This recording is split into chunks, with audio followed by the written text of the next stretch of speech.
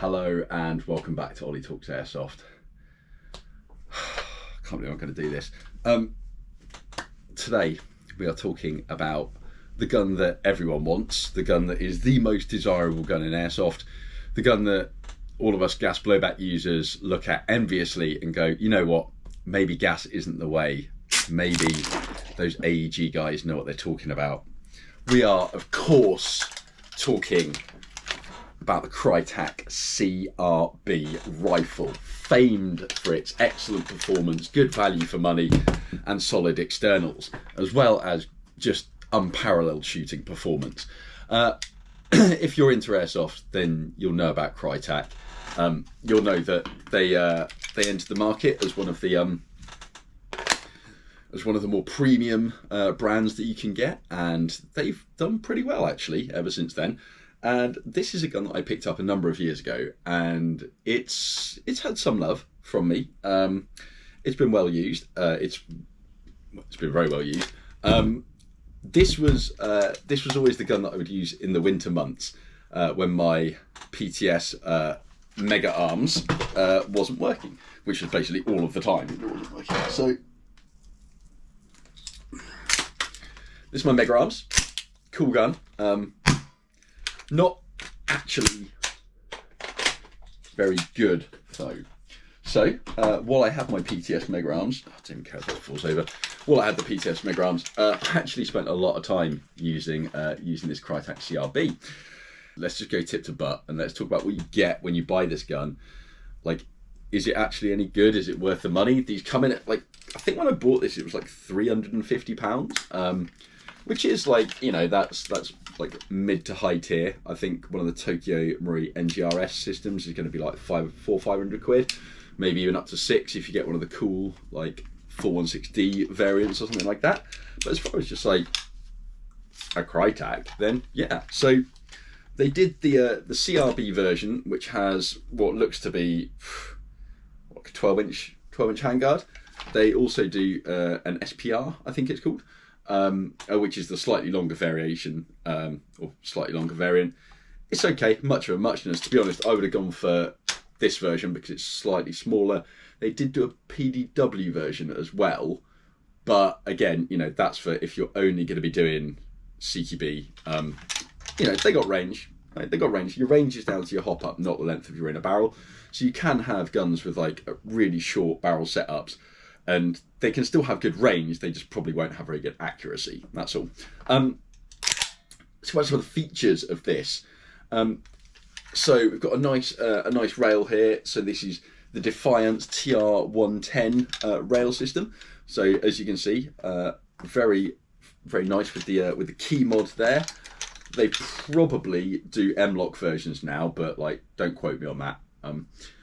So yeah, this particular AEG is a gas blowback killer. Like this gun is like unbelievably good. You know, the sort of thing that I would consider ditching all my MWSs and just kind of going with this because it's just so much. It's so much more simple and straightforward to use. You know, the attachments that I've got on here, all very simple. You know, it comes with everything you need. Yeah, this Defiance TR110 rail.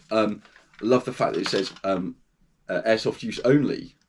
Brilliant. So even when you've got the gun up like this, even if you had like a cool mag or something, don't worry, people still know it's an airsoft gun because it's nice of them to put that on there, and just so you don't forget that you're playing with an airsoft gun and not something real. On the front here, you'll notice that we've got a Magpul AFG, and I actually dropped this gun onto concrete and it broke the Magpul AFG. Just at the front here. Gun was fine. Literally nothing happened to it. So yeah, excellent. Actually pretty good construction. And when you look here, the actual, it's no gas blowback, but there's not much movement on the barrel there. Obviously that's moving a little bit, but you can see we do have movement, more than you would get on a gas blowback, but actually for an airsoft gun, that's pretty good. It could take a few knocks, it could take a few beats. Also, you'll have noticed the charging handle, the ejection port cover does actually close, and when you pull back on the charging handle, it opens, revealing a rotary hop-up. Not only is this a rotary hop-up, I'm pretty sure that it was the first one where they were just like, we'll put numbers on it. This is such a simple thing to do. It really shouldn't require like any effort for them to have done it. But yeah, I'm pretty sure that they were the first people to start doing it about 4 or 5 years ago. It's a great system. It works really well. Sorry, I'm just gonna have to turn off my notifications. Like, shut up, please. Okay, so yeah, when you pull the charging handle back, you'll notice that this actually stays open. Like, and you can probably see here, the bolt catch is actually stuck out. So when you press it in, oh, the sound of the bolt going home. Oh, wow. Let's hear that one more time. Nice. Although, compare it to this.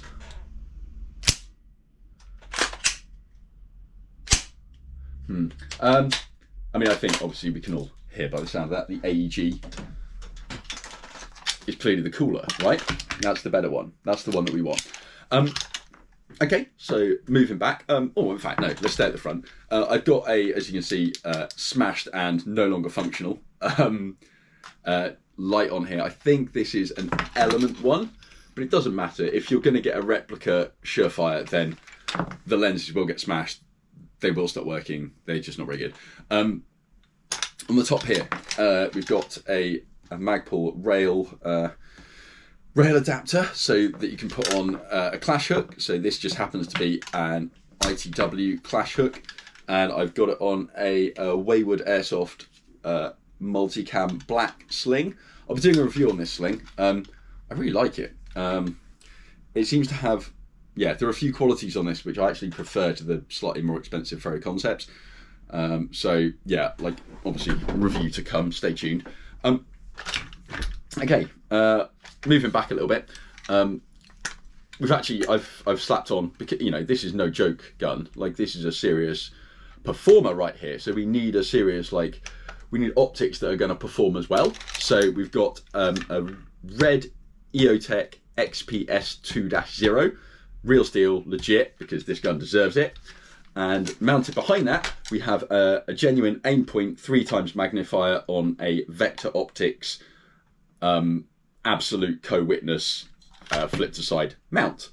This means that you don't get any like weird distortion or vignettes, and actually the donut of death with the dot in the middle appears directly in the middle of your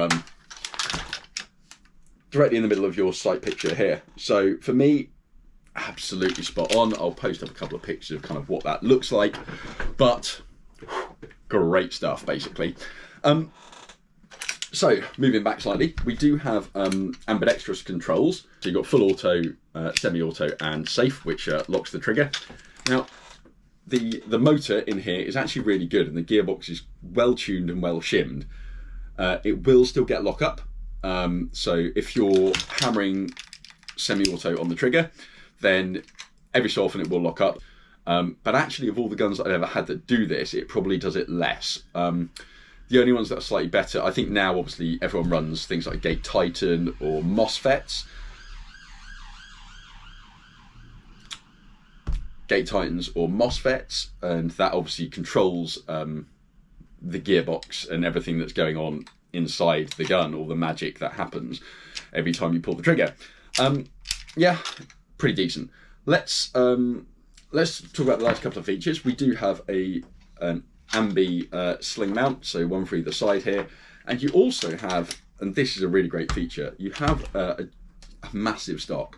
Now, if you're going to be trying to hold batteries in this, which obviously you are because it's an electric gun, you need plenty of space to actually put those batteries. Now in here I never stepped over to lipos. I moved foolishly to gas blowbacks before ever starting doing that. So in there we've got a stick type, which I've jammed in there, and we've got another one. So you can have actually 2 batteries in here. They've even created quite a bit of space in the back here as well for all of that to go. So that gives you a little example of what we're looking at here. So all I need to do is just connect up one of these batteries to the mini Tamiya that is on the inside.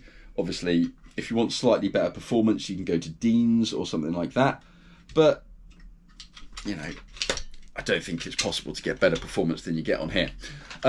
What I would suggest doing is, once you've connected your battery and it's all kind of good to go, then this is the point that I would normally put the end on, and then I will pull the stock forward, and it's actually going to create resistance here, and that's where it's pressing against the battery. I would then pull it back, not push forward, pull it back one till it clicks.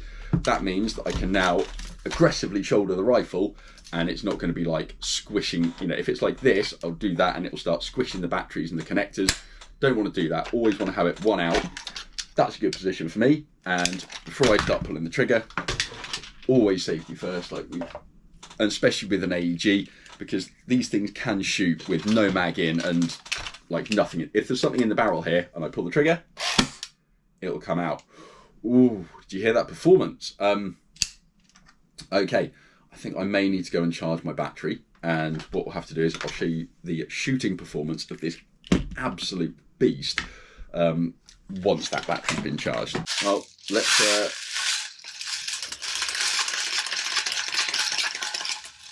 that'll probably do. So we've got some 0.2 gram BBs here.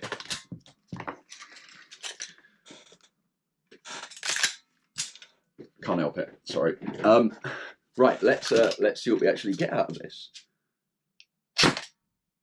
That is 323, 321, 319, 321, 319. So that is really consistent. This is the kind of gun that you're going to be able to take to any CQB site, any outdoor site, and you're still going to be competitive, certainly in the UK. But you're always going to be allowed on the field. Very consistent on the FPS there. Let's see what the rate of fire that we get out of this is. So that's 13.85, 13.99. We'll call that 14 rounds a second. Obviously, you take the mag out, it drops a couple of BBs because we're not completely out yet. And it does indeed hold one in the barrel. So, right. We're all clear. Let's put that over to one side. Not a bad trigger response on this as well. So there's no MOSFET, there's no gate tightens or anything flashy like that in it. It's just as it comes out the box. Never even change the hop up in this. Certainly for like an AEG out of the box, it's pretty damn good. You do get, probably hear it, a little bit of wobble. That's very, very common. You know, I've got gas rifles that have the same. So don't be disheartened with that. Now let's get on to something which no one ever talks about with this gun, and it is to do with the mechanism. Obviously it's an AEG, so each time you pull the trigger, you're going to have, the current will run through from the battery, run the motor, gearbox, and fire the BBs out the front. But what's the trigger pull? Well, I have a Lyman trigger pull gauge here, and we're going to find out. So this is something which I do for a lot of my gas blowback guns, because it's interesting to know what the trigger pull is. But I don't think I've ever seen anyone testing the trigger pull on an AEG before, because maybe no one cares, but if you've come across my channel, then I care about these things. I want to know what trigger pulls are. So I'm going to get my glass and put them on. The breech should be clear. I have fired a couple of test shots with this, so it should be all right. But nevertheless, always be safe. Okay. Sling is getting caught up on absolutely everything possible. So, ready. We're on zeros here. That is 2.6 pounds.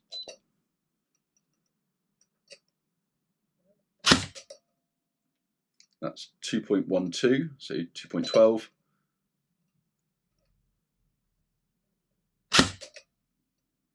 2.9, and you know what, one more just for luck. 2.13, so 213. Okay, pretty meaty sounding as well, really cool.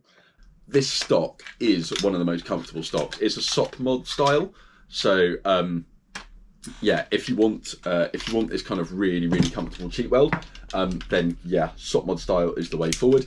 But obviously just consider that when you're actually in game, you might be wearing something over your face. So sometimes when you're playing with one of these or testing it in the shop, you'll be like, you know what, that's absolutely perfect. Well, as soon as you put some face gear on and get all your protection on, it may not be quite as comfortable. If you've stayed with me this long, thank you very much, and I really appreciate your time and your support. You'll probably notice this video was like a bit different and maybe just a little bit trolly.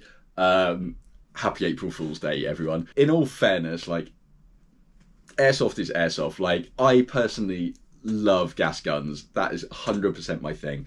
I don't really have any interest in AEGs anymore, but you know, respect to those people that still run their AEGs. You know, you can go out in all seasons and you're still having a great time, you know, and that's really what it's all about. Doesn't matter if you're using gas or electric, but you know, gas is best.